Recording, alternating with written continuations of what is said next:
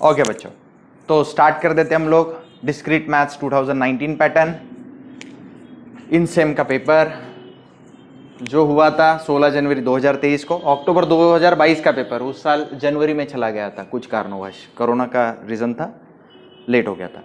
तो आपको paper pattern कैसे रहेगा? क्वेश्चन नंबर 1 में ऑप्शन रहेगा question number 2, question number 1 and question number 2 first unit पे बेस्ट है। आइदर पूरा क्वेश्चन नंबर 1 सॉल्व करो या पूरा क्वेश्चन नंबर 2 सॉल्व करो। क्वेश्चन नंबर 3 को ऑप्शन क्वेश्चन नंबर 4 रहेगा, आइदर पूरा क्वेश्चन नंबर 3 सॉल्व करो या फिर पूरा क्वेश्चन नंबर 4 सॉल्व करो। तो हम काम शुरू कर देते बच्चों। चलो, तो सबसे पहले question number 1, let you be the universal set. Universal set में क्या दिया हुआ है? 1 2 3 4 5 6 7 8 9 10 दिया हुआ है। सेट ए में क्या क्या दिया है? सेट ए में दिया है 2 4 6 8 10। सेट बी दिया हुआ है 1 3 5 7 9 10 5 7 9 10। ओके, तो बच्चों ये गिवन है। मैं स्टार्ट कर देता हूं सॉल्यूशन। Answer number 1। ओके, तो सबसे पहले A union B find out करूंगा। A union B find out करूंगा। ए यूनियन बी में ए के और बी के सारे टर्म्स आ जाएंगे। बोलो, ए और बी में कॉमन क्या क्या है? 1 है, 2 है, 3 है, 4 है, 5 6 7 8 9 10।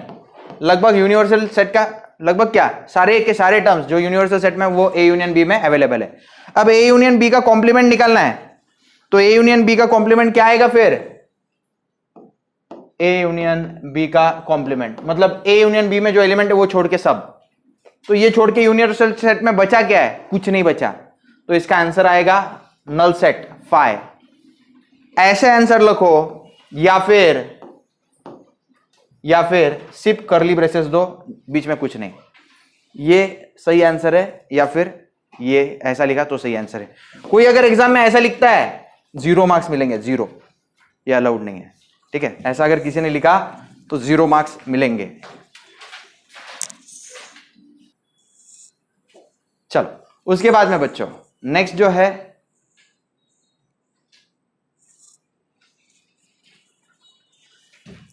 आंसर नंबर 2 क्या होगा? ए इंटरसेक्शन बी पहले निकाल लेते हैं। ए इंटरसेक्शन बी में कॉमन टर्म्स, ए और बी में कॉमन टर्म्स कौन है? 3 4 5 6 7 8 9 10। ओनली 10 इज कॉमन, सही है। अब ए इंटरसेक्शन बी कॉम्प्लीमेंट क्या आएगा? बच्चों ए इंटरसेक्शन बी में 10 है और यूनिवर्सल सेट में 10 छोड़ के जितने भी एलिमेंट्स आएंगे वो सारे किस में लिख दो? ए इंटरसेक्शन बी कॉम्प्लीमेंट लिख दो। 1 2 3 4 5 6 7 8 9। This is the answer. फिर नेक्स्ट आंसर नंबर 3।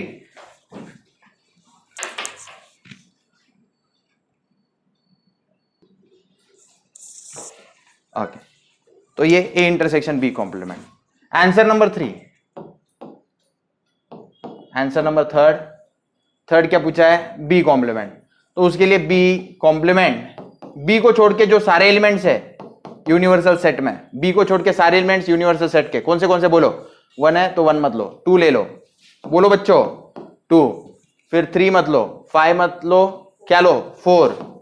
नेक्स्ट 6 8 नहीं, 9 है 10 है तो मत लो, बस हो गया खत्म। 2 4 6 8 is the answer. 2 4 6 8 is the answer. Next answer number 4 क्या पूछा है? तो ऐसे सम कंपलसरी एग्जाम में आते हैं, एग्जामिनर को पसंद है ये प्रॉपर प्रिपेयर करना। देखो कितने मार्क्स को? 6 मार्क्स। बी माइनस ए,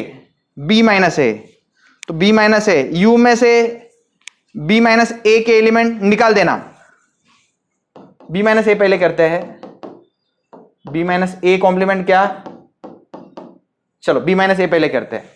हाँ, तो क्या आएगा, कोई एलिमिनेट करने लायक नंबर, हाँ 10 एलिमिनेट हो जाएगा, 10 इसमें भी है 10 इसमें भी है, तो 10 क्या होगा, एलिमिनेट हो जाएगा, और वो सारे नंबर बी माइनस ए में आ जाएंगे। कौन से नंबर बोलो,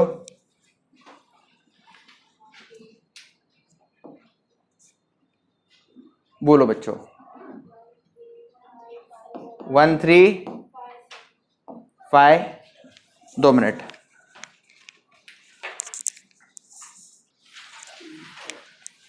बी माइनस ए क्या होता है, it is set of all elements x, all element x which belongs to a but x does not belong to b, बरोबर है ना। 2 मिनट, b माइनस a के लिए x set of all element x which belongs to b but does not belong to a, ऐसा होना चाहिए था, which belongs to B but does not belong to A। B को belong करते हैं लेकिन A को बिलोंग नहीं करते, B को बिलोंग करते हैं लेकिन A को बिलोंग नहीं करते, तो ये सारे एलिमेंट्स आएंगे B माइनस A में। कौन से एलिमेंट आएंगे देखो, 1 3 5 7 9, लेकिन 10 नहीं आ पाएगा। 10 क्यों नहीं आ पाएगा, क्योंकि वो किसके पास है, A के पास है। एक बार लास्ट टाइम बता देता हूं, x belongs to b but x does not belong to a, ऐसे एलिमेंट जो b में है लेकिन a में नहीं होने चाहिए। अब b के सारे एलिमेंट्स, उसमें से कौन सा एलिमेंट गायब हो जाएगा, 10 गायब हो जाएगा, 10 गायब हो जाएगा, क्योंकि 10 जो है वो a में भी अवेलेबल है, तो 10 नहीं आएगा, वो छोड़ के सारे आएंगे।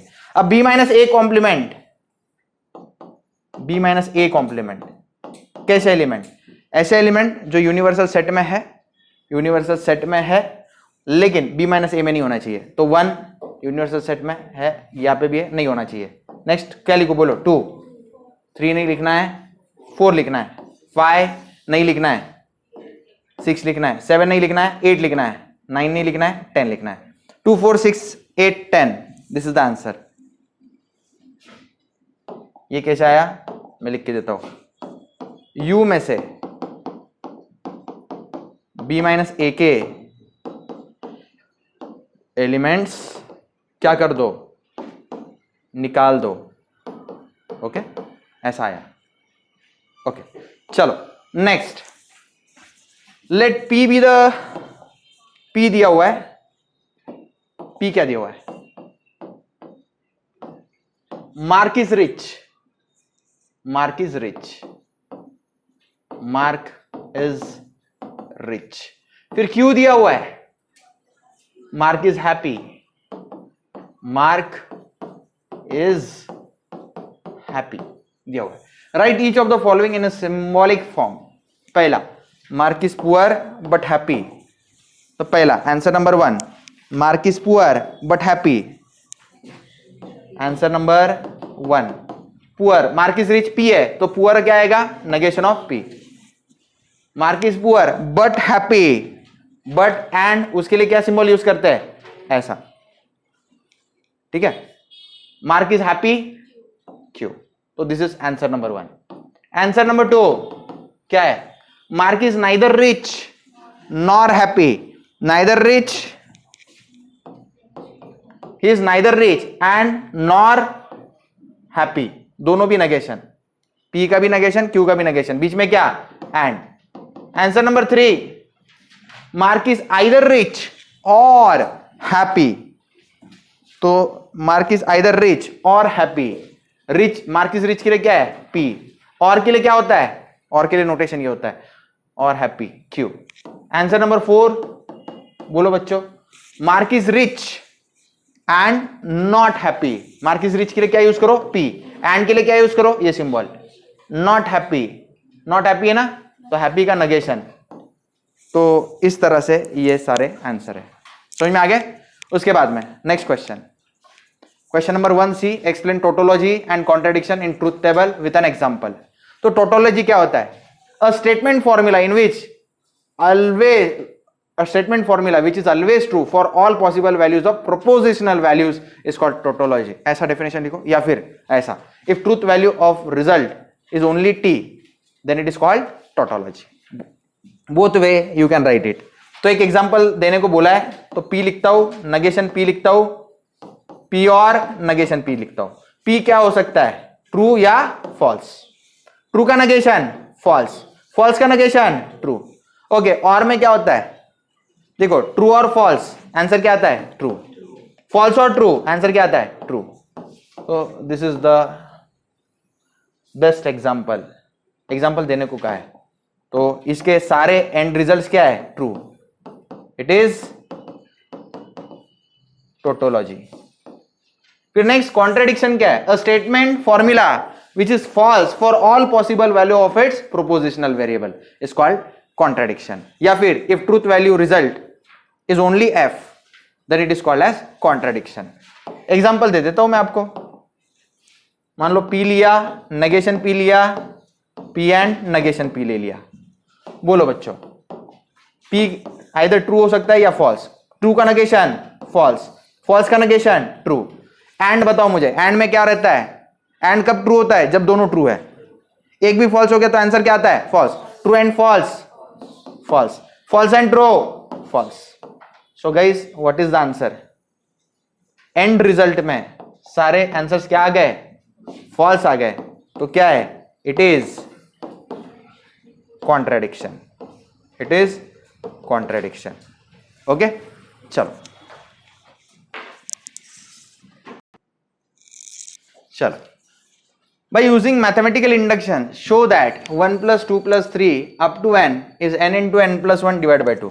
तो मैथमेटिकल इंडक्शन का एक समय कंपलसरी एग्जाम में आएगा. तो स्टेप्स टू सॉल्व, तीन ही स्टेप्स होते हैं मैथमेटिकल इंडक्शन में. पहला स्टेप जो है वो क्या होता है, हम लोग Sn जो है वो ट्रू प्रूव करते हैं. ठीक है, steps to solve. To prove S1 सबसे पहले गिवन रहता है, इसमें Sn रहता है. फिर हम स्टेप 1 क्या करते हैं, प्रूफ S1 करते हैं. फिर स्टेप 2 क्या रहता है, एज्यूम करते हैं कि S ऑफ K के लिए क्या है ट्रू है. एज्यूम करते हैं, assume SK is true. Exam में देखना हमेशा आसानी से आएगा. Step 3 proof SK plus 1 using SK. proof SK plus 1 using SK.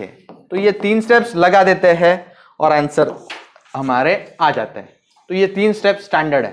तो मैं सम स्टार्ट कर देता हूं बच्चों. तो सबसे पहले टू प्रूव S1 स्टेप 1 से पहले गिवन लिख देता हूं. गिवन यहां पे Sn क्या है, Sn क्या है, it is 1 plus 2 plus 3 plus up to n is equal to n into n plus 1 upon 2. ठीक है, ये Sn दिया हुआ है. अब इसके बाद में हम लोग क्या करते हैं बच्चों, हम स्टेप 1 करते हैं परफॉर्म.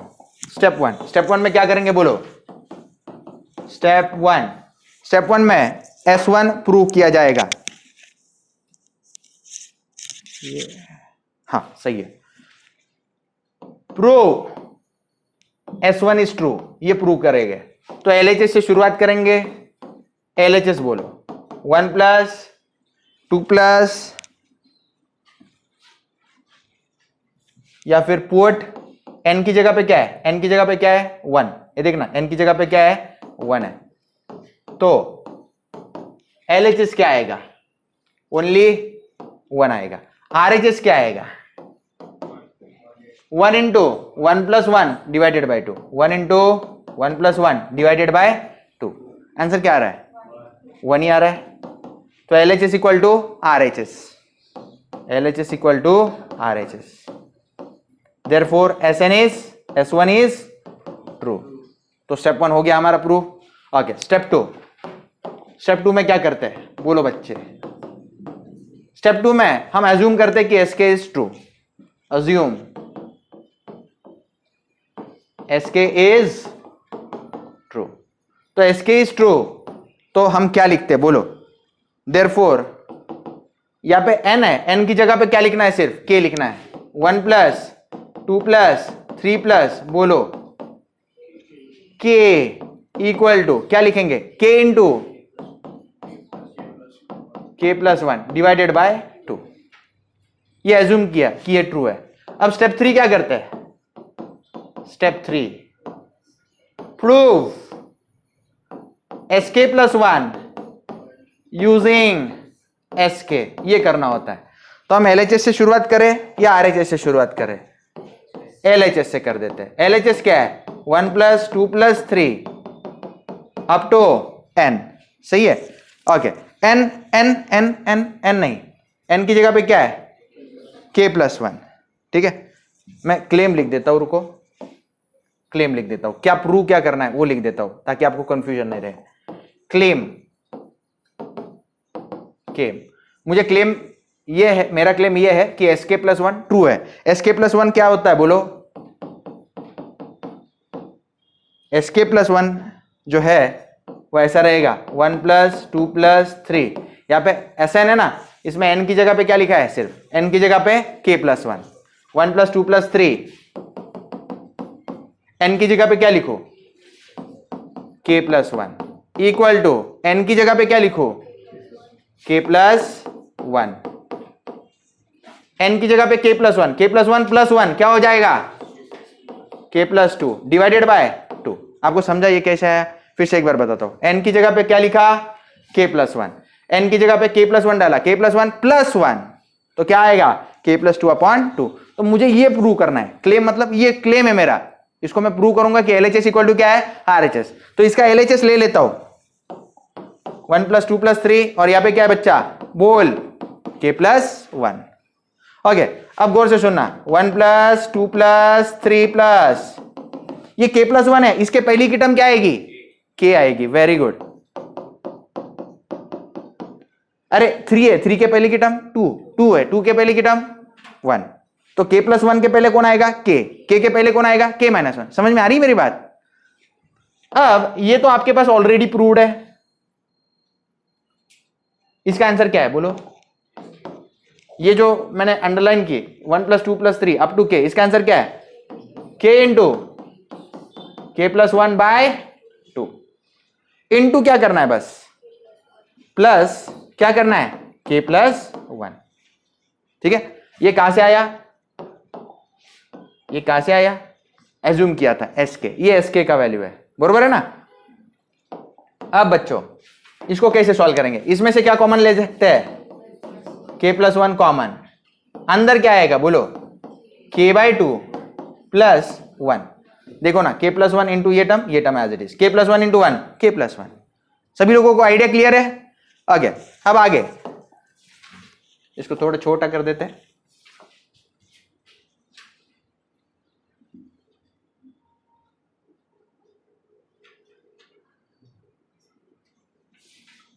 हाँ, तो बच्चों k + 1 एज इट इज, मुझे बताओ 2 × 1 = 2, तो इधर क्या हो जाएगा, k + 2/2। बच्चों इसको देखा देखा सा लगता है, ये देखो ये क्या है, k + 1 × k + 2 / 2, k + 1 × k + 2 / 2, ये कौन है, इक्वल टू RHS। अभी मेरे पास जगह नहीं है, मैं यहां पे लिखता हूं, आप इसके नीचे ही कंटिन्यू करना। Thus by mathematical induction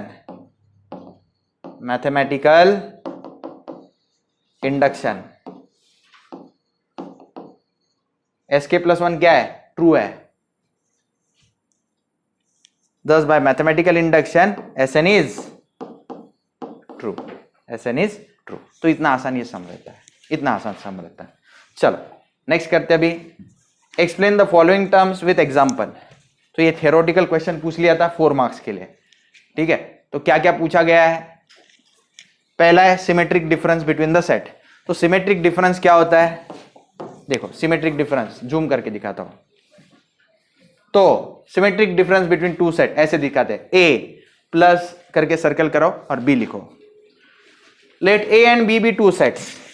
तो A symmetric difference with B is what, it is all value set of all values of x such that x belongs to a union b, a union b का हर element रहेगा, but x does not belong to a intersection b। x it is set of all elements x such that X belongs to A union B, but X does not belong to A intersection B. मतलब आपको A intersection B वाला part है ना, वो unshaded रख देना है.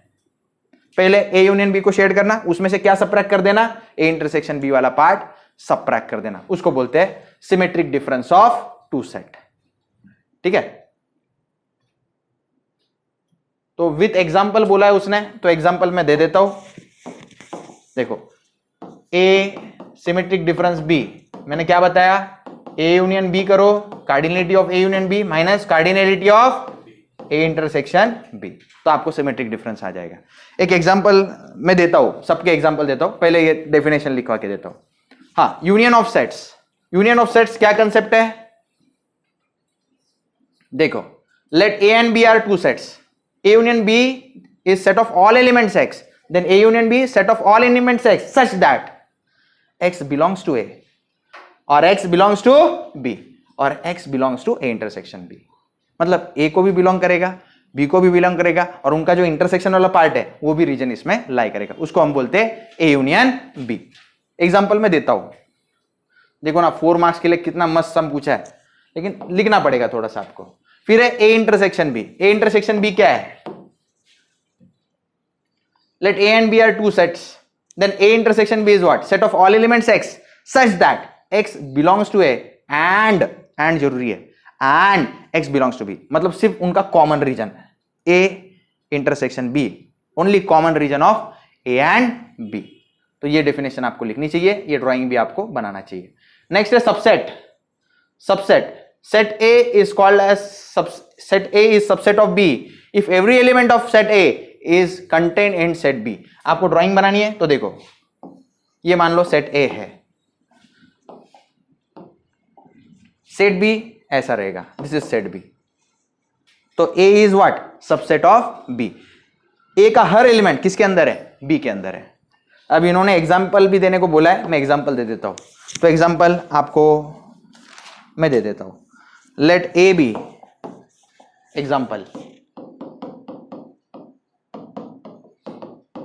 Late A कुछ भी ले लेना आपके हिसाब से, 1 2 3 4, 1 2 3 4 ले लिया.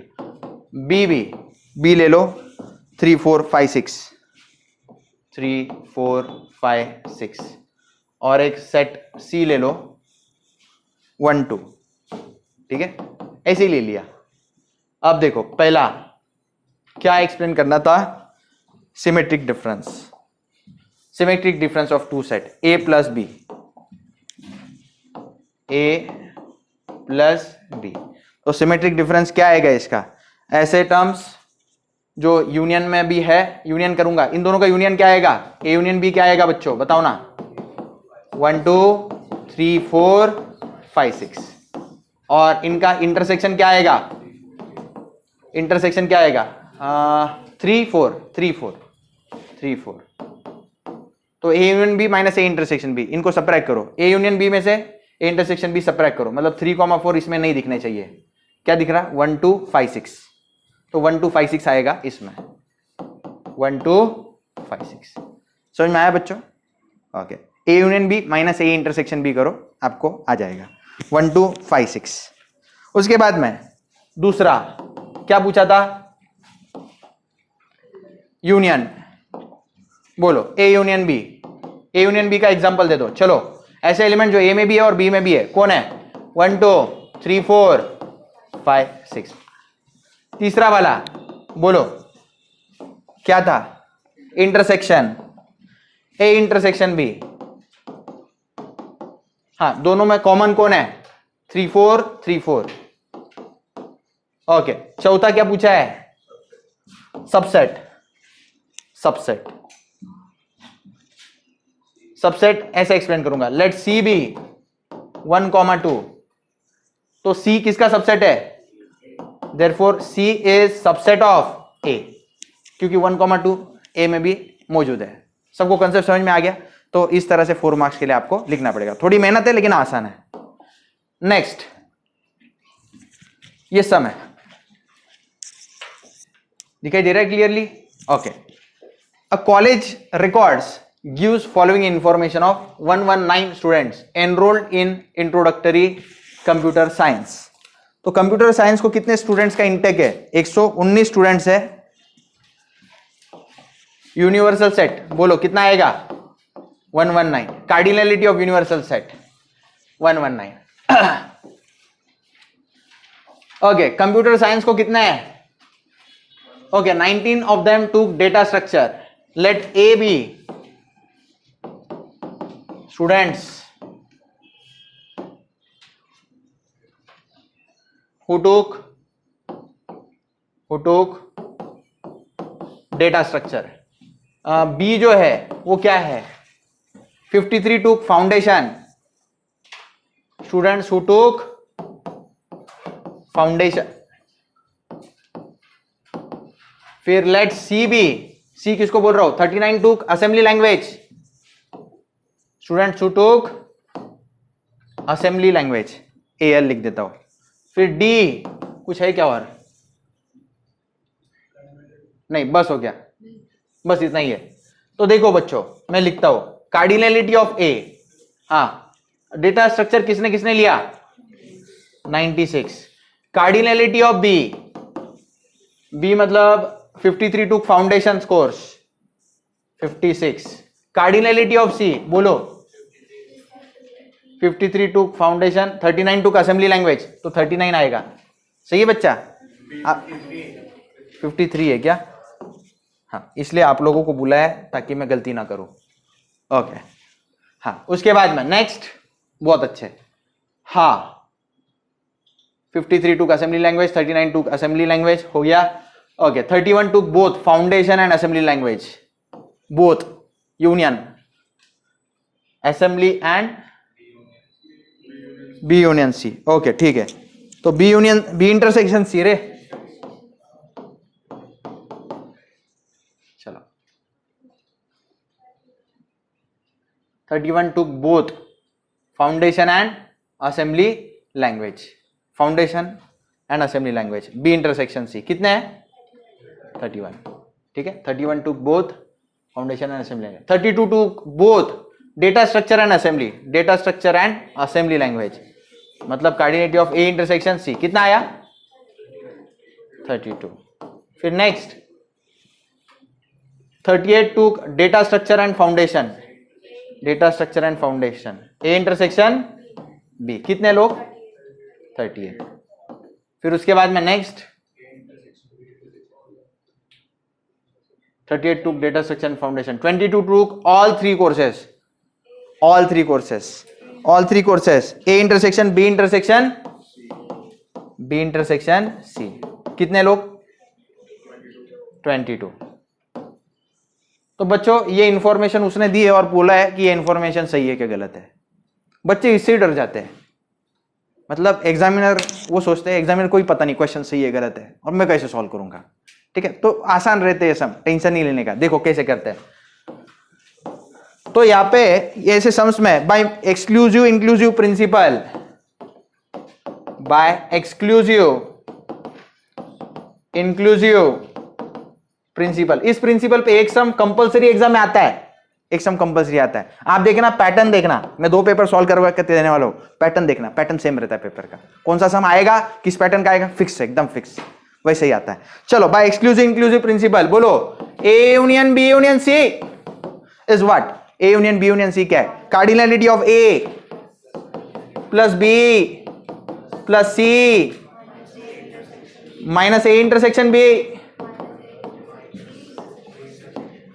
बोलो minus B intersection C minus. अरे जिसको नहीं आता ये देख, ए के बाद बी, बी के बाद सी, सी के बाद फिर से A intersection B, B intersection C, C intersection A. C intersection A को आप ए इंटरसेक्शन सी भी बोलो, कोई फर्क पड़ेगा नहीं. Plus A intersection B intersection C, A intersection B intersection C. चलो वैल्यूज डाल देते हैं हम लोग. बताओ बच्चों, ए की कार्डिनलिटी 96, कैलसी हाथ में ले लो. कार्डिनलिटी ऑफ बी 53, सी की 39 minus 31 minus 32 plus 38, sorry minus 38 plus 22। Calcy में पुट करो, आंसर बताओ। 109। लेकिन बच्चों A union B union C 109 कैसे आ सकता है? कॉलेज में कितने बच्चे हैं? कॉलेज में कितने बच्चे? 119 बच्चे, 119 बच्चे। तो क्या ऐसा हुआ 10 बच्चों ने कोई सब्जेक्ट नहीं लिया? ऐसा कोई कॉलेज देखा है आपने? एडमिशन ले लिया लेकिन सब्जेक्ट ही नहीं पढ़ रहे 10 बच्चे। तो ये क्वेश्चन क्या है? गलत है, ये क्वेश्चन गलत है। तो it is not equal to 119। Thus there are 10 students. Thus there are 10 students. 10 कैसे आए? 119 minus 109 equal to 10 students who did not take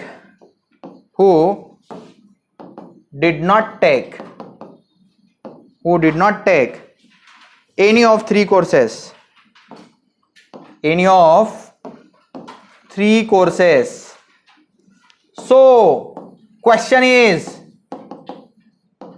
incorrect.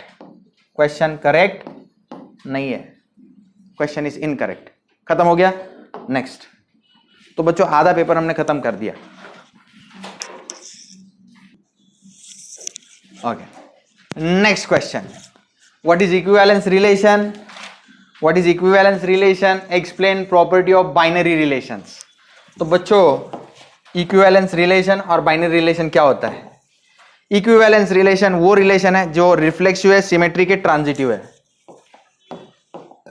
Equivalence relation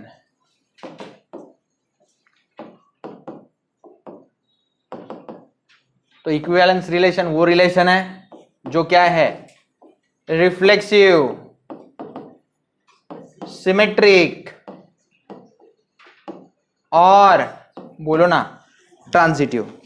transitive equivalence relation वो है जो रिफ्लेक्सिव है, सिमेट्रिक है, ट्रांजिटिव है। ट्रांजिटिव है। तो इसकी डेफिनेशंस क्या है? रिफ्लेक्सिव, सिमेट्रिक, ट्रांजिटिव मैं लिखवा के देता हूं। Any relation for which for all X which belongs to A, X जो एलिमेंट बिलोंग करता है सेट ए को, सारे X comma X relation R में होने चाहिए। Belongs to relation R, relation R में सारे एक्स कॉमा एक्स एलिमेंट होने चाहिए, तो वो रिफ्लेक्सिव होता है। ठीक है, 2,2, 3,3, 4,4 ये एलिमेंट रिलेशन में है तो वो रिफ्लेक्सिव रहेगा। फॉर सिमेट्रिक क्या होता है? For X comma Y which belongs to R, for X comma Y which belongs to R, वहां पे y कॉमा एक्स होना ही चाहिए। ठीक है, x कॉमा वाई का सिमेट्री क्या रहेगा? y comma X. For X every x comma Y belonging to r, y comma X मौजूद होना चाहिए रिलेशन r में। मान लो 2,3 है r में तो 3,2 भी मौजूद होना चाहिए, तो ही वो रिलेशन क्या है? सिमेट्रिक है। फिर उसके बाद में ट्रांजिटिव क्या है? अगर for x comma Y and y comma z belonging to r and y comma z belonging to r, तो उसमें बोलो बच्चों, मैंने आपको सिखाया हुआ है x y का रिश्तेदार है, y z का रिश्तेदार है, तो उस हिसाब से कौन किसका रिश्तेदार है? x z का। ऐसे सिखाया ना मैंने आपको। x comma z must also belong to r, x comma z must also belong to r। If r satisfy all about three relations, if r यानी relation satisfies above three properties of relation, then it is what? Equivalence relation। Equivalence relation, then it is equivalence relation। आप पूरा लिख लो, मेरे पास जगह नहीं है। Equivalence relation। वही transitive relation क्या होता है?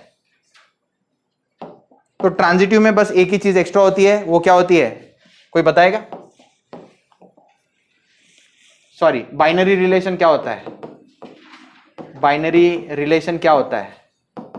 बोलो भाई। यही तीन चीजें उसमें भी होती है, आपको फिर से एक्सप्लेन करना पड़ेगा। बोलो पहले क्या लिखो? बोलो रिफ्लेक्सिव भी होता है वो, फिर सिमेट्रिक भी होता है, फिर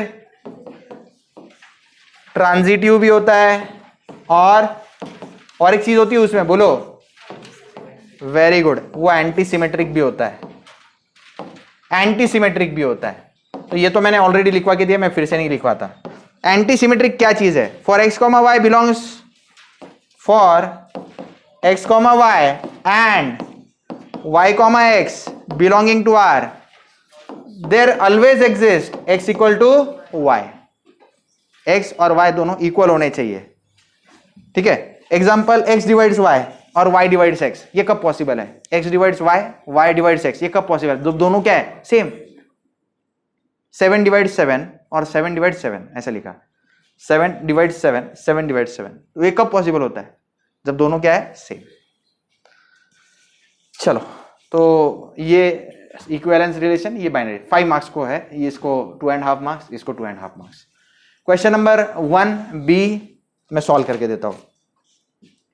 लेट ए बी 1 2 3 4, मैं नए पेज पे ले लेता हूं बच्चों, कॉपी, इसको डिलीट कर देते हैं। हाँ, ए दिया हुआ है, ए गिवन 1 2 3 4, फिर रिलेशन आर दिया है। आर कैसे दिया है? 1 2 2 4 1 3 3 2, और find transitive closure of relation R using Warshall's algorithm. तो मैट्रिक्स आर या वार्शल्स एल्गोरिथम, वार्शल्स मैट्रिक्स जिसको हम कहते हैं, वो मैं पहले डिजाइन कर लेता हूं। वार्शल्स मैट्रिक्स कैसे डिजाइन करते हैं? बोलो भाई, इधर क्या लिखो? 1 2 3 4, इधर बोलो 1 2 3 4। अब 1 2 यहां पे क्या लिखो? 1 लिखो। फिर 2 4 यहां पे क्या लिखो? 1। 2 4 पे 1 लिखो। फिर आगे कहां पे? 1 and 3, 1 3 पे 1 लिखो। 1 3 है, यस। फिर नेक्स्ट कहां पे है? 3 2 यहां पे क्या लिखो? 1। बाकी हर जगह पे क्या लिखेंगे? 0 0 0 0 0 0 0 0 0 0 0, सही है। उसके बाद क्या करते हैं बच्चों, बताओ मेरे को? पहला कॉलम, सॉरी पहला row and first column check करो। कॉलम 1 में कहां पे 1 है? कहीं पे भी नहीं है। रो 2 में कहां पे 1 है? 2 और 3। लेकिन यहां पे मैपिंग हो ही नहीं सकता, क्योंकि कॉलम 1 में कहीं पे भी 1 नहीं है, तो मैपिंग नहीं हो सकता, या पेयर बनेगा नहीं, चलो नेक्स्ट मैट्रिक्स, ये एज इट इज कॉपी कर लो। 0 1 1 0, बोलो 0 0 0 1 0 1 0 0 0 0 0 0। जो लोग रेगुलर पढ़ाई कर चुके हैं उनको सब कुछ समझ में आ रहा होगा, जो पहली बार देख रहे वो पछता रहे होंगे। बोलते थे ना आज पढ़ लूंगा, नहीं पढ़ा, वो पछता रहे होंगे। चलो, तो सेकेंड रो लेना है और सेकेंड कॉलम लेना है। कॉलम 2 रो 2 चेक करो। कॉलम 2 में कहां पे 1 है? 1 और 3, तो 1 3। रो 2 में कहां पे 1 है? 4 में है। तो अभी पेयर बनेंगे, हाँ पेयर बनेंगे। कहां? 1 4, देखो 1 से 4, फिर 3 से 4, 1 4 एंड 3 4। अब नेक्स्ट मैट्रिक्स जो है वार्शल मैट्रिक्स नंबर 2, ये कैसे रहेगा?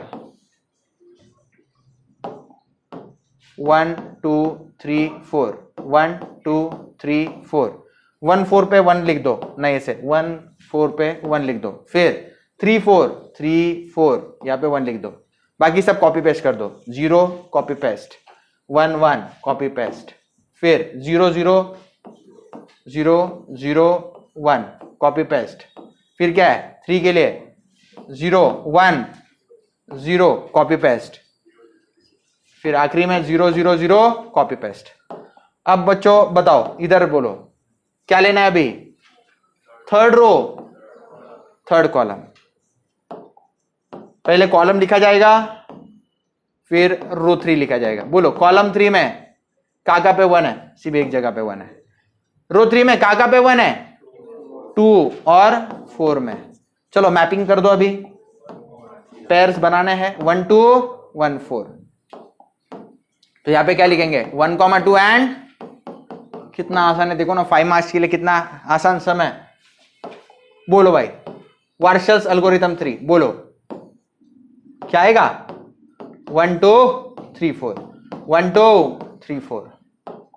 चलो अब 1 2 और 1 4 के लिए 1 कर दो, 1,2 के लिए 1, 1,4 कहां पे? यहाँ पे 1। और बाकी हर जगह क्या करेंगे? Copy paste, copy paste, copy paste, copy paste, copy paste, copy paste, copy paste, copy paste, copy paste, copy paste. 0 0 0 0। आगे क्या करेंगे बोलो बच्चा? Fourth row, fourth column. इसमें क्या करेंगे बोलो?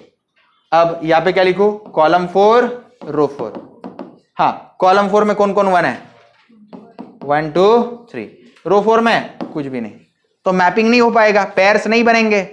तो यही हमारा W4 भी बनेगा, ये हमारा W4 बनेगा और आंसर आ चुका है। कॉपी पेस्ट कर लो, 0 1 1 1 0 0 0 1 0 1 0 1 0 0 0 0। तो इतना आसान ये है। 1 2 3 4 1 2 3 4 आ गया। तो बच्चों हमारा ट्रांजिटिव क्लोजर जो है वो मैं लिखवा के देता हूं।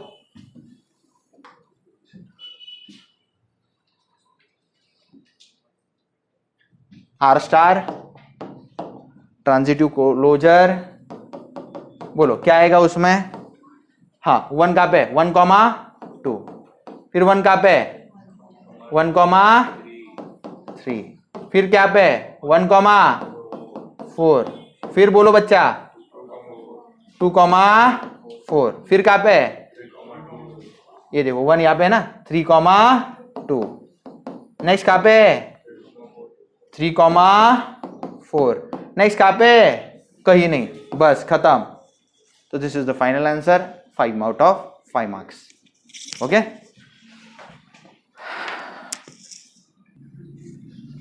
आगे लेट ए दिया हुआ है 1 2 3 4 12। ओके, और बी भी वही है, बी भी वही है। देखो ना, इक्वल टू बी भी बोला है। 1 2 3 4 12। A is related to B such that A divides B. A is related to B such that A divides B. तो देखो भाई कैसे कैसे एलिमेंट्स आएंगे। 1,1 आएगा क्योंकि 1 1 को डिवाइड करता है। 1,2 भी आएगा, 2 डिवाइड बाय 1 आंसर क्या आता है? 2। 1,3 भी आएगा क्योंकि 3 डिवाइड बाय 1 3 आता है। 1,4 भी आएगा, 1,12 भी आएगा क्योंकि 12 डिवाइड बाय 1 क्या होता है? 12। ठीक है, उसके बाद में नेक्स्ट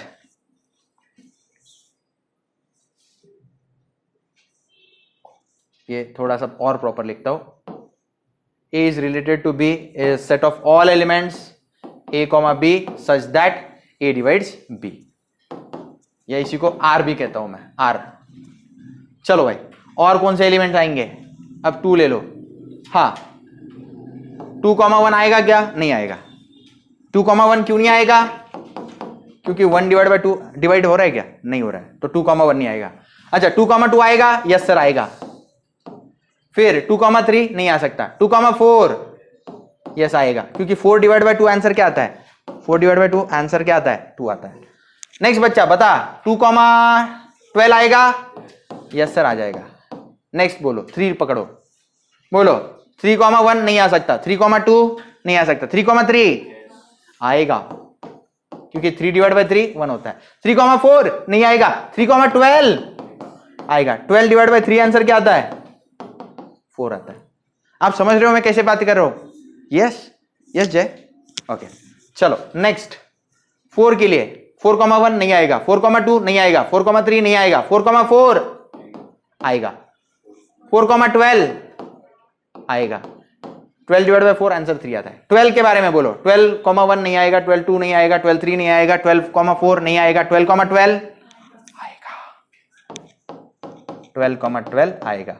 तो ये सारे एलिमेंट्स इसमें मौजूद है, मौजूद है, मौजूद है, मौजूद है, मौजूद है। ठीक है, उसके बाद में अब हंसी डायग्राम बनानी है। हंसी डायग्राम कैसे बनाओगे? सबसे पहले बॉटम में क्या लाएगा? 1। 1 किसको किसको डिवाइड करता है? ले लो, 2 को डिवाइड करता है, फिर 3 को भी डिवाइड करता है, ये 2 को भी। फिर नेक्स्ट बोलो भाई 4, 3 4 को नहीं डिवाइड करता, सिर्फ 2 डिवाइड करता है, तो ऊपर क्या लिखो? 4। फिर 12, 3 भी डिवाइड करता है और 4 भी डिवाइड करता है। तो दिस इज व्हाट? हंसी डायग्राम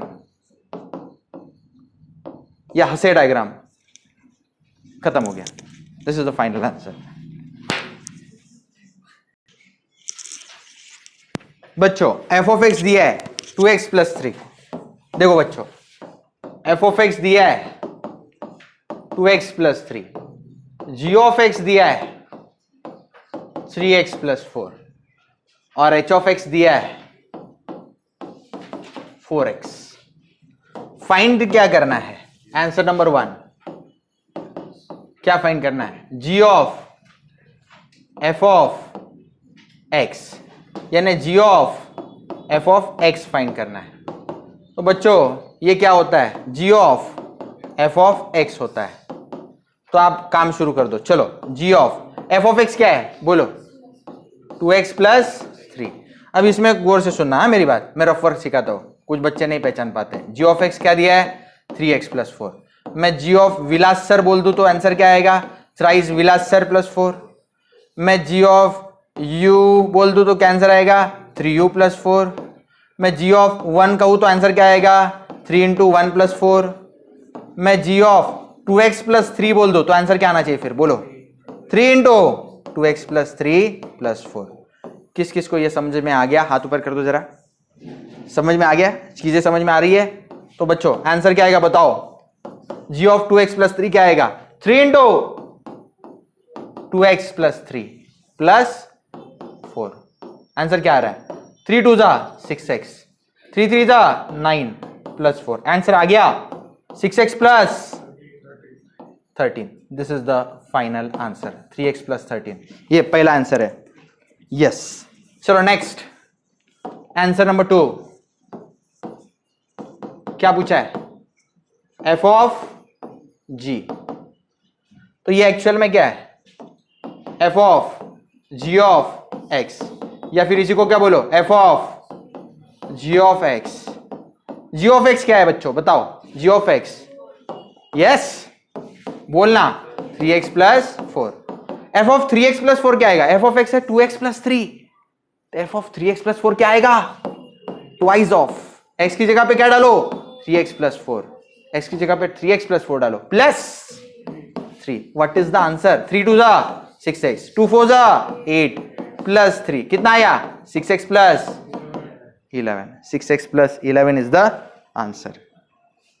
इसके बाद में नेक्स्ट बच्चों इसको छोटा कर देते हैं।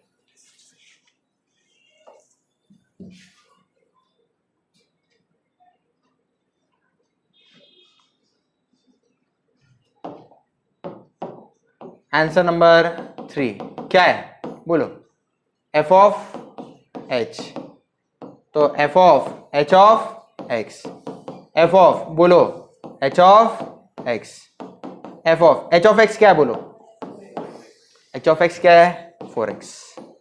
कोई मुझे बताएगा f ऑफ x अगर 2x + 3 है तो आंसर क्या आएगा? यहाँ पे ट्वाइस ऑफ x की जगह पे क्या डालो? +3। तो आंसर आया 2 4 = 8x + 3। This is the answer. खत्म। नाउ आंसर नंबर 4 बोलो बच्चों? g of h of x, g of h of x या फिर g of h of x। बताओ h ऑफ x क्या है? 4x है। तो जी ऑफ एक्स 3x प्लस 4 है, तो 3 इंटू, बोलो क्या लिखूं, 3 इंटू 4x प्लस 4, 3 4 जा 12x plus 4, this is the answer. खत्म हो गया। Next question, question number 4b। Question number 4b, ए दिया हुआ है, ए दिया हुआ, क्या दिया है, ए 1 2 3 4 5 6, बी सेम है 1 2 3 4 5 6, उन्होंने आर रिलेशन दिया हुआ है। What is R? It is set of all elements i, j such that mod of i minus j is equal to 2। दोनों एलिमेंट्स का सबट्रैक्शन क्या होना चाहिए, 2 होना चाहिए, +2 या -2। मॉड मतलब क्या रहता है, प्लस भी चलेगा और माइनस भी चलेगा। Mod of positive number is a positive number, mod of negative number is a negative number, sorry positive number, negative का भी मॉड क्या होता है, पॉजिटिव होता है। तो बच्चों चलो चूज करते हैं, 1 और 1 लिखो क्या, नहीं, क्योंकि दोनों का सबट्रैक्शन 0 है। 1 और 2 सबट्रैक्शन 0 है। 1 और 3 लिख सकते हैं, फिर 1 और 4 नहीं लिख सकते, 1 और 5 नहीं, 1 और 6 नहीं, उनका मल्टी सबट्रैक्शन क्या चाहिए, 2 चाहिए। चलो 2,1 नहीं लिख सकते, 2,2 नहीं लिख सकते, 2,3 नहीं, 2,4 यस, दोनों का सबट्रैक्शन क्या आ रहा है, 2। 2,5 नॉट अवेलेबल, 2,6 नो, 3,1 लिख सकते हैं सर, फिर 3,2 नहीं, 3,3 नहीं, 3,4 नहीं, 3,5 लिखूं क्या नहीं, दोनों का सबट्रैक्शन क्या है, 2 है। 3,6 नहीं, 4,1 नहीं, 4,2 4,3 नहीं, 4,4 नहीं, 4,5 नहीं, 4,6 लिख सकते हैं। नेक्स्ट 5,1 नहीं लिख सकते, 5,2 नहीं, 5,3 लिख सकते हैं, 5,4 नहीं, 5,5 नहीं, 5,6 नहीं। और क्या लिख सकते हैं बच्चों बताओ, 6,1 नहीं, 6,2 नहीं, 6,3 नहीं, 6,4 लिख सकते हैं। और क्या लिख सकते हैं, बस हो गया, इतने में थक गए, हो गया। Find whether R is equivalence relation और नॉट। रिलेशन तो फाइंड कर दिया, अब ये रिलेशन इक्विवेलेंस है क्या नहीं है वो मुझे फाइंड करना है। तो इक्विवेलेंस रिलेशन के लिए क्या चीजें होती है, 3 चीजें, reflexive, symmetry, transitivity. For equivalence relation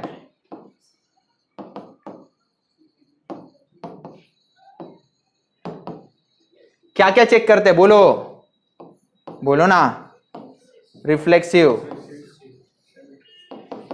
फिर सिमेट्री, फिर ट्रांजिटिव।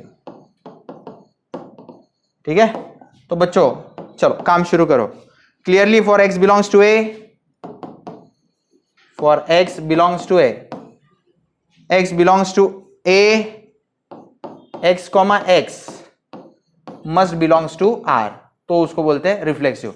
तो यहाँ पे बच्चों कहीं 1,1 मौजूद है क्या, नहीं, 2,2 मौजूद नहीं, 3,3 मौजूद नहीं, 4,4 मौजूद नहीं, 5,5 भी नहीं है, 6,6 भी नहीं है, तो ये रिफ्लेक्सिव नहीं है। As mod of x comma x 0 होता है और नॉट इक्वल टू 2 होता है, as mod of x minus x is not equal to 2, r is not reflexive. ये रिफ्लेक्सिव ही नहीं है तो आगे के 2 चेक करने की जरूरत नहीं। सिमेट्री ए रिफ्लेक्सिव ही नहीं है तो इक्विवेलेंस काय का होगा, तीनों में से एक भी नहीं है तो इक्विवेलेंस नहीं होता। तो ये R is not equivalence.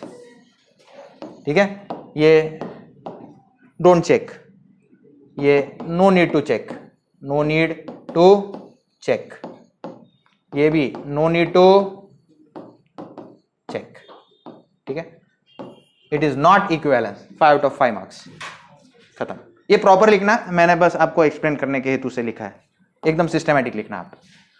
Last sum, चलो तो find for above poset are lattice और नॉट। तो बच्चों ये लैटिस है कि नहीं कैसे पहचानते, मैं आपको ट्रिक दे देता हूं। इसको जो है सिंगल टॉप और सिंगल बॉटम अगर होता है तो वो लैटिस होता है, इसमें सिंगल टॉप सिंगल बॉटम इसको है तो ये लैटिस है, ये नहीं है। लेकिन एग्जाम में इतना आसानी से लिखना अलाउड नहीं, 5 मार्क्स का समय।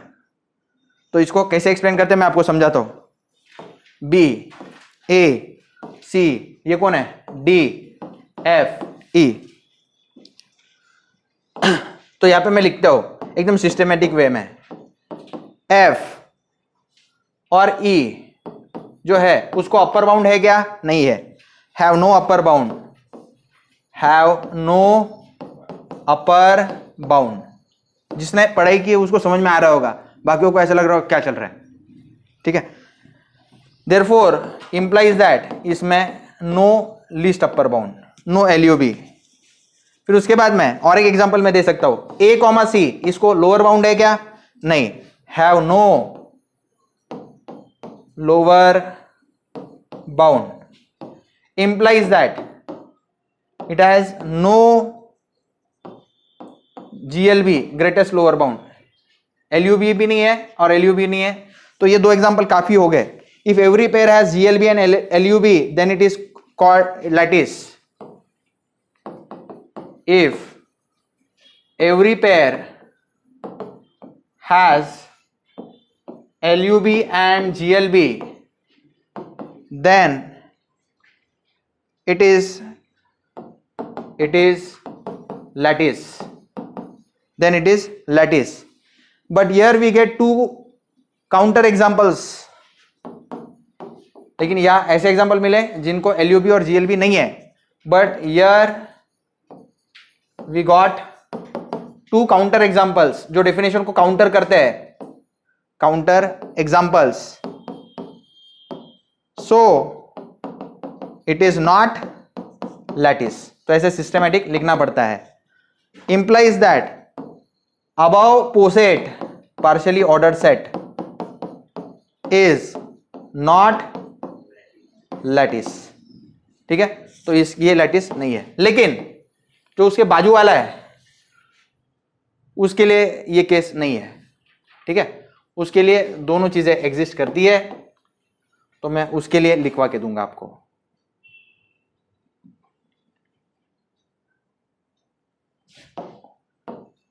चलो ये वाला जो है, तो बच्चों A B D C single top और सिंगल बॉटम है इसको।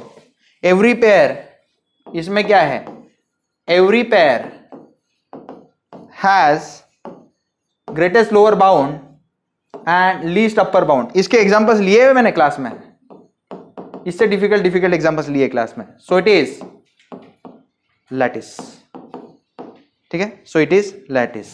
एग्जांपल अगर आप मुझे पूछोगे least upper bound of A comma B, कौन आएगा, ए बी का अपर बाउंड कौन है, डी है।